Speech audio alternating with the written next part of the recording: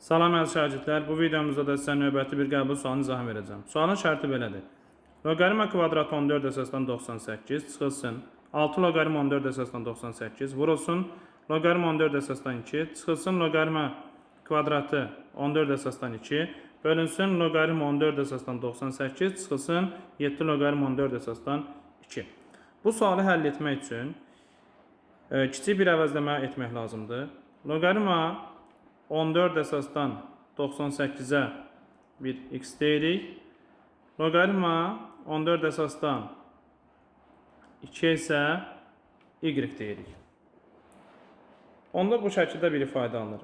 X-in kvadratı çıxılsın 6xy çıxılsın 7y-in kvadratı.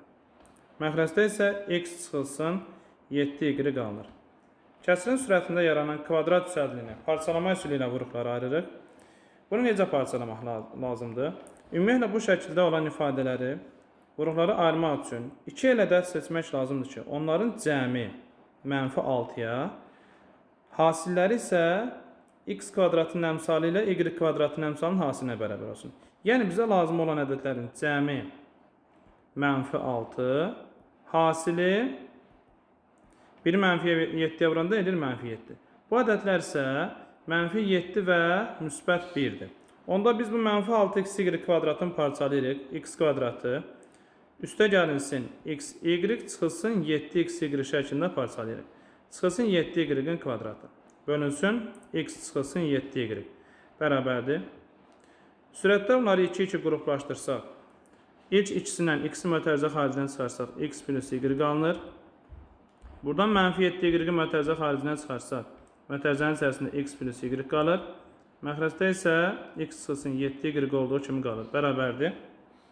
Sürətdə ortaq vuruq x plus y vurulsun, yerdə qalır x çıxılsın 7y. Məxrəcdə isə x çıxılsın 7y.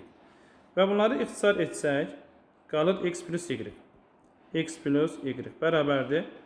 Yəni loqaritma 14 əsasdan 98 üstə gələr loqaritma 14 əsasdan 2. Bu da bərabərdir. Əsasları eyni olan loqaritmaları toplayanda əsas olduğu kimi qalır, daxillər toplanır. Loqaritma 14 əsasdan 98-i 2-yə vuranda 196 eləyir. Buradan da loqaritma 14 əsasdan 14-ün kvadratı eləyir. 2 qabağa düşdü, 2 vurulsun, 14 əsasdan 14 1 eləyir, cavab eləyir 2. A variantı.